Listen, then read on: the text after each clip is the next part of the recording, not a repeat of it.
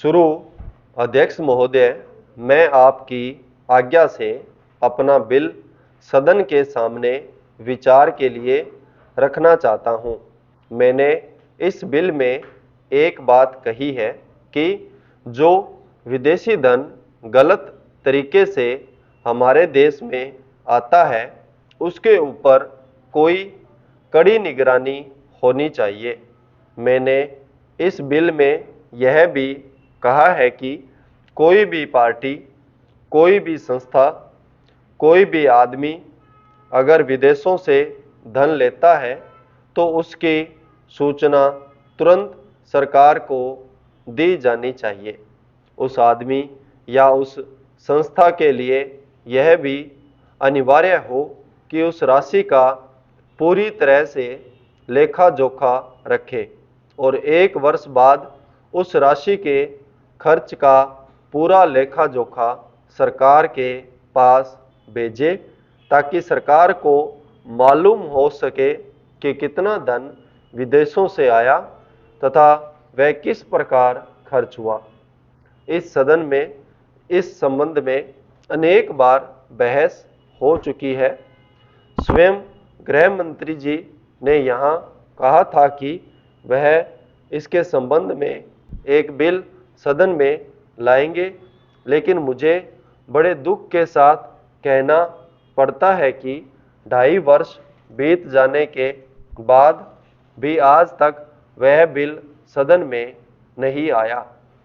आज अगर कोई यह कहे कि मैंने यह पैसा अमेरिका से लिया है या चीन से लिया है या अन्य देश से लिया है तो उसके ऊपर आज कोई भी मुकदमा नहीं चल सकता। आज हमारे देश में कोई कानून ऐसा नहीं है जो इस चीज़ पर प्रतिबंध लगा सकता हो।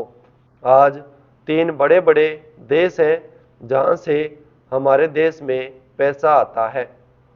कुछ पैसा अमेरिका से आता है, कुछ चीन से आता है और कुछ पाकिस्तान से आता है और छुटपुट अन्य देशों से।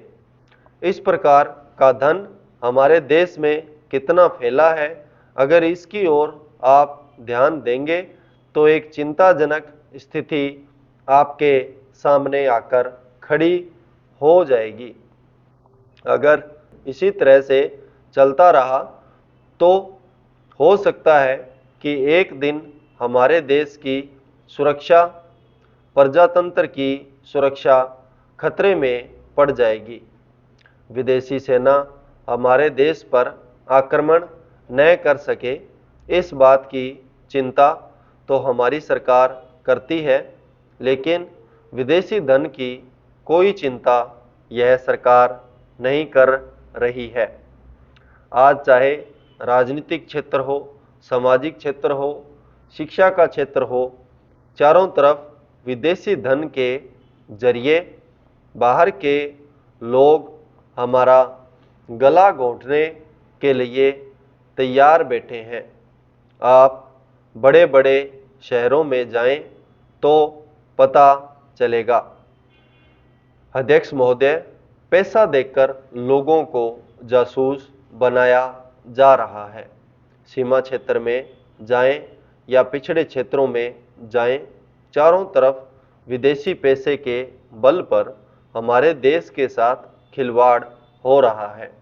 इतना ही नहीं, विश्वविद्यालयों में जाएं तो वहाँ भी यही खेल खेला जा रहा है। गिरजाघरों में, मंदिरों में, मस्जिदों में विदेशी पैसे के बल पर अपना प्रभाव जमाने की कोशिश हो रही है। यह समस्या किसी एक पार्टी की नहीं है, यह राष्ट्र की समस्या है। आज सदन में वित्त मंत्रालय की मांगों पर बहस हो रही है। सरकार के हर विभाग का वित्त मंत्रालय से संबंध होता है। देश में जो प्रगति हुई है और हो रही है उसकी काफ़ी चर्चा हुई है। जो प्रगति हुई है वह चारों ओर दिखाई पड़ रही है। कम से कम रेल विभाग में तो काफ़ी प्रगति दिखाई पड़ रही है। रेलों में अब भीड़ कम होती है, बिजली का भी काफ़ी विकास हुआ है, लेकिन देहातों की तरफ हमारा जो दृष्टिकोण है उसको देखकर कुछ कष्ट होता है। अभी जो जनगणना हुई है उसको देखने से मालूम होता है कि शहरों की जनसंख्या अधिक बढ़ी है। आज देहातों से लोग शहरों की तरफ आ रहे हैं। हमारे राष्ट्रपिता ने कहा था कि लोग देहातों में बसें, देहातों के जीवन को पवित्र करें, लेकिन स्वराज्य के 55 वर्ष बीत जाने के बाद भी देहातों की तरफ न जाकर शहरों की तरफ लोग आते जा रहे हैं। इस प्रश्न पर हमको कुछ गंभीरता से विचार करना होगा। अगर देहातों में लोगों को सुख सुविधाएं मिलती तो आज शहरों में प्राप्त है, तो लोग देहातों से शहरों की तरफ न दौड़ते, बल्कि शहरों से देहातों की तरफ जाते।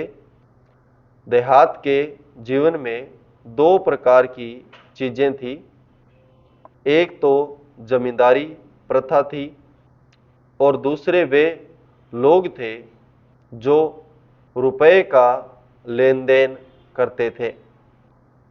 जमींदारी प्रथा समाप्त हुई, इससे लोगों को कुछ राहत मिली।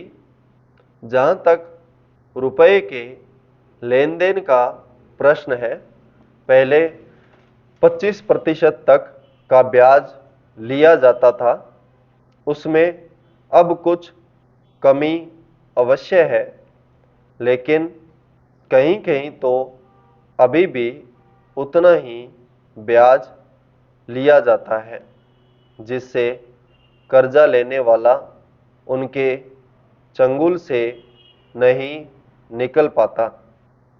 सरकार भी अब उचित दर पर कर्जा देने लगी है। इस वजह से कहीं कहीं पर साहूकारों के ब्याज की दर में कमी आई है। संपूर्ण विराम।